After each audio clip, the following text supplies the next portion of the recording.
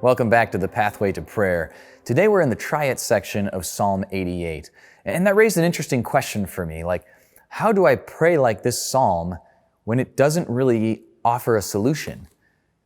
You think about there's many psalms that express this kind of frustration, this kind of depression or anger, and almost all of them end with at least one line that says something like, "But God, I know you're good, and I will still praise you." But Psalm 88, the last word of the psalm is darkness. It doesn't appear that a solution has been offered. So even though we're in the Try It section, I actually want to sneak back to explore question number 4 for just a minute. Because it says there, from what you have gleaned from other psalms, how do you think God would answer Psalm 88? Because Psalm 88 seems to have this balance between negative circumstances around him, negative thinking, and possibly also this element of guilt or regret over something that he has done. How would God answer all of these things? Well, I think I found that answer, and I want to share it with you. Because in my hard copy of my Bible, just before verse 1, there's actually a description of who the author is here. And there's a lot of detail.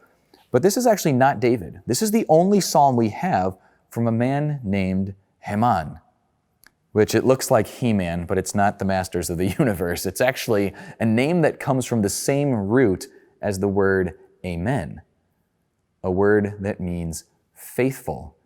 And Jewish kids actually grow up hearing that as an acronym for God the faithful King. So I think the answer, the solution, might actually be not in the psalm, but in the name of the songwriter. That despite all of these feelings, all of these circumstances, God is still faithful. In fact, a couple of months ago, my wife and I had a chance to travel to Israel, and they took us to a place that they think was the house of Caiaphas, the high priest, and they think that might be where Jesus was held on trial before he was put to death. And so they walk us into this house, they're giving us some of that history, and they took us down into a pit in the lower part of the house, into a dungeon that would have been used for political prisoners like Jesus before he went on trial. And when we got down there, they said, "Would somebody please read Psalm 88? Psalm 88? Don't read Psalm 88. That's depressing. Read something else." But as I listened, I realized how perfect it was, because Jesus' friends at this exact moment in his life had abandoned him. They'd run away. Not only did he feel like he was going down to the grave, they were going to kill him.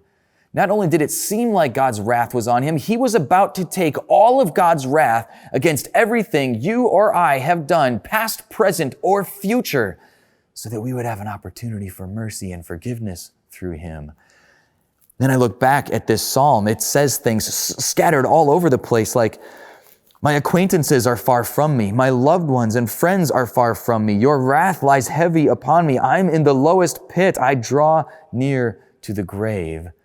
Psalm 88 perfectly described what Jesus was experiencing, which means that he has felt to the greatest level everything that this psalmist felt, and every bit of this that I could feel.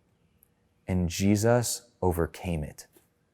Not only did he go down to the grave, but he died and rose again, so that I don't have to wonder if God can find me in the darkness. I don't have to wonder if God can forgive me even when I deserve wrath. I can do like this psalm says in the very first verse, I can call him God of my salvation, because Jesus overcame the darkness so that I can overcome in him.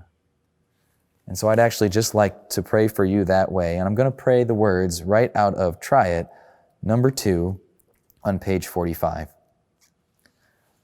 God, now, today, this week, we feel discouraged at times. We feel sad. We feel regret for things that it is easy to rehearse in our minds and close in on ourselves instead of seek your truth and your forgiveness. God, right now, would you help us to have your perspective on these issues?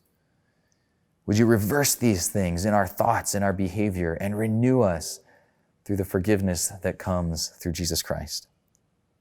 Thank you for being there. Thank you for listening.